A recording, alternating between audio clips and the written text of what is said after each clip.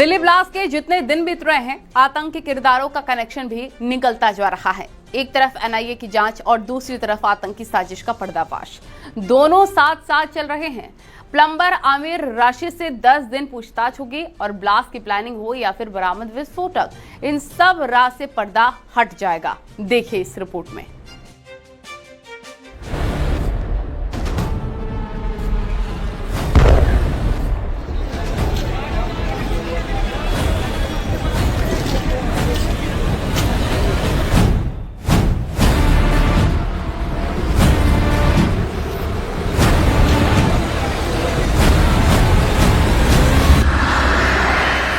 दिल्ली बम धमाका मामले की जांच अब बेहद अहम मोड़ पर है, क्योंकि आरोपी आमिर राशिद, जो पेशे से प्लम्बर था, उसके रोल को एजेंसियां बहुत बड़ा मान रही हैं।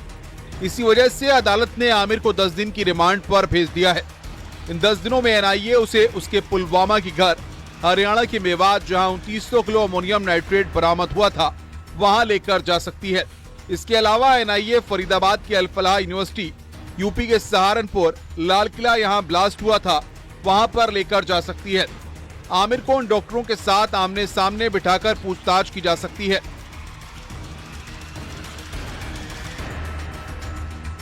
उधर जांच में यह भी सामने आया है कि धमाके में इस्तेमाल की गई i20 कार आमिर रशीद के नाम पर रजिस्टर्ड थी और उसने ये कार कैश देकर खरीदी थी। एजेंसियां ये जानना चाहती हैं कि कार खरीदने और उसे उमर मोहम्मद तक पहुंचाने के लिए आमिर को कितनी रकम दी गई। सबसे बड़ा सवाल यह है कि पुलवामा में प्लम्बर का काम करने वाला आमिर आखिर जैश के मॉड्यूल से कब जुड़ा, किसके संपर्क में आया और इस पूरे नेटवर्क में कितने लोग देश के खिलाफ साजिश रची। उधर एनआईए आधार लिंक को जोड़ने में जुटी है ताकि दिल्ली धमाके की पूरी साजिश का पर्दाफाश किया जा सके। सुरक्षा एजेंसियों के पुख्ता सूत्रों ने बताया कि जैश का आतंकी उमर मोहम्मद एक शू बॉम्बर हो सकता है। जांच टीम को उसकी i20 कार के राइट फ्रंट टायर और ड्राइविंग सीट के नीचे से एक जूता बरामद हुआ है, जिसमें एक मेटल जैसा सब्सटेंस मिला है। शुरुआती जांच में शक है किसी सब्सटेंस से ब्लास्ट को अंजाम दिया गया। ब्लास्ट स्पॉट, टायर और बरामद शूज, तीनों जगह से अमोनियम नाइट्रेट मिला। ट्राई एसीटोन ट्राई पेरोक्साइड मिलना भी बड़े पैमाने पर साजिश हो सकती है। एजेंसियों को इस बात की भी तस्दीक हुई है कि जैश के आतंकियों ने बड़ी तादाद में ट्राई एसीटोन ट्राई पेरोक्साइड इकट्ठा कर रखा था, यानी किसी बड़े धमाके की प्लानिंग पहले से तैयार की गई थी। यही नहीं, अमोनियम नाइट्रेट के साथ ट्राई एसीटोन ट्राई पेरोक्साइड का इस्तेमाल हुआ, इसकी भी पुष्टि हो चुकी है। बड़ा खुलासा यह भी है कि मॉड्यूल को 20 लाख रुपए गिरफ्तार लेडी डॉक्टर शाहीन के जरिए दिए गए थे। कार की पीछे की सीट के नीचे भी स्फोटक के निशान मिले हैं, जिससे ये थ्योरी और मजबूत हो रही है कि उमर मोहम्मद ने ठीक उसी पैटर्न पर ब्लास्ट किया जैसा 2001 में अमेरिका की फ्लाइट में शू बॉम्बर रिचर्ड रीड ने करने की कोशिश की थी। Bureau report, news 18, Uttar Pradesh, Uttarakhand.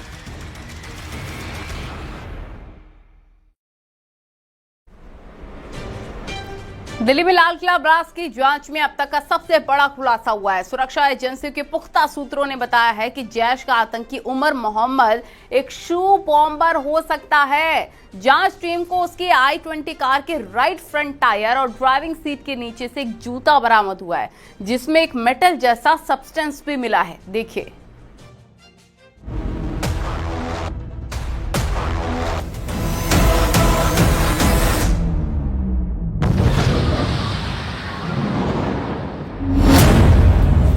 लाल किले के सामने ब्लास्ट में शू बॉम्बर का बहुत बड़ा खुलासा।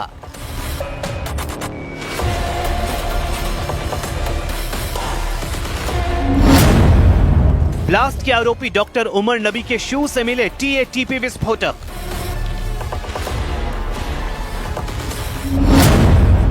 डॉक्टर उमर के शू बॉम्बर होने के सबूत। ब्लास्ट में अमोनियम नाइट्रेट भी इस्तेमाल।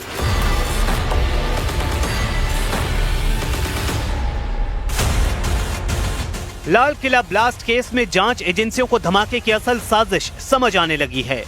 सुरक्षा एजेंसियों के पुख्ता सूत्रों के मुताबिक जैश का आतंकी उमर मोहम्मद एक शू बॉम्बर हो सकता है।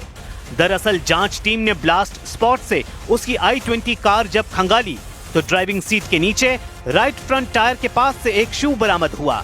इसी शू के अंदर एक मेटल जैसा सब्सटेंस मिला है।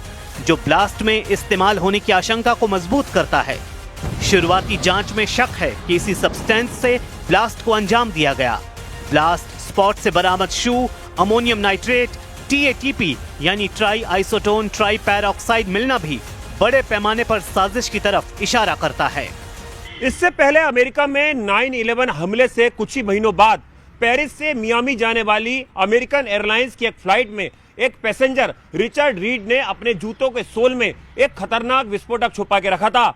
जूतों के सोल में रखा विस्फोटक TATP था, जिसमें अगर ब्लास्ट होता तो पूरी एयरलाइंस दुर्घटनाग्रस्त हो सकती थी, लेकिन समय रहते एजेंसियों ने रिचर्ड रीड को गिरफ्तार कर लिया। अब दिल्ली में लाल किला के सामने ब्लास्ट मामले में शू बॉम्बर मॉड्यूल के इस्तेमाल होने की आशंका से एजेंसियां और चौकन्नी हो गई हैं। इस बीच जांच में यह भी साबित हो गया कि जैश के आतंकियों ने बड़े धमाके की प्लानिंग के लिए भारी तादाद में TATP जमा कर रखा था। ब्लास्ट में अमोनियम नाइट्रेट को भी TATP के साथ मिलाया गया था। TATP यानी ट्राई एसीटोन ट्राई पैरऑक्साइड को मदर ऑफ सैटन भी कहते हैं। ये घर में मिलने वाली चीजों से बनता है और इसे पकड़ना मुश्किल होता है। दुनिया भर में कई बड़े हमलों में इसका इस्तेमाल हुआ है। ये कम लागत में ज्यादा नुकसान पहुंचाता है। यानी इसी विस्फोटक के इस्तेमाल से लाल किले के सामने ब्लास्ट कर हड़कंप मचाया गया था। अब ये भी जानना जरूरी है कि शू बॉम्बर क्या है। ये शू बॉम्बर बिल्कुल साधारण जूते जैसा होता है। इस बम में जूते के सोल में TATP जैसा हाई एक्सप्लोसिव लगाया जाता है। इसमें डेटोनेटर जरूरी हिस्सा होता है, जिसे जूते की टंग या लेस के पास छिपाया जाता है। डेटोनेटर में छोटी बैटरी या फ्यूज जैसी चीजें हो सकती हैं। शू बॉम्बर में ट्रिगर अलग अलग तरीकों का हो सकता है, जिसमें केमिकल फ्यूज, आग या फिर प्रेशर स्विच हो सकता है, जिसे जूते के किसी हिस्से को दबाने पर सर्किट पूरा हो जाता है। यानी चलती कार में भीड़ के बीच में ब्लास्ट के आरोपी डॉक्टर उमर नबी ने शू बॉम्बर के इस्तेमाल से इतना बड़ा ब्लास्ट कर दिया, जिसमें निर्दोष बेगुनाह लोगों की मौत हो गई। इस बीच एक और बड़ा खुलासा हुआ है, जिससे यह बात साबित होती है कि इस जैश के टेरर मॉड्यूल में लाल किला ब्लास्ट के लिए 20 लाख रुपए की टेरर फंडिंग गिरफ्तार लेडी शाहीन ने इस मॉड्यूल को की थी। इस मामले में अब इस कार की पीछे की सीट पर भी TATP के ट्रेसेस मिलना इस बात की ओर इशारा कर रहे हैं कि जैश के आतंकी उमर ने ठीक उसी पैटर्न पर शू बॉम्बर के तौर पर लाल किला ब्लास्ट को अंजाम दिया, जिस तरह साल 2001 में अमेरिकन एयरलाइंस में रिचर्ड रीड ने शू बॉम्बर बनके फ्लाइट को उड़ाने की कोशिश की थी। डॉक्टर शाहीन दिल्ली धमाके की एक ऐसी कड़ी है जिसके तार एक नहीं बल्कि कई लोगों से जुड़े हैं। जांच एजेंसियों की जांच से तो ऐसा लगता है कि डॉक्टर शाहीन यूपी को बारूद के ढेर पर बिठाना चाहती थी और वहां से आतंकवादियों को देश के अलग अलग हिस्सों में भेजकर तांडव करवाना चाहती थी। सूत्रों के मुताबिक इसके लिए विदेश से फंडिंग आ रही थी। डॉक्टर शाहीन बार बार पासपोर्ट अपडेट करवा कर विदेश जा रही थी, 7 बैंक खाते भी खुलवा रही थी। यानी कि शातिर शाहीन के दिमाग में कई शैतानी प्लान्स थे। देखें।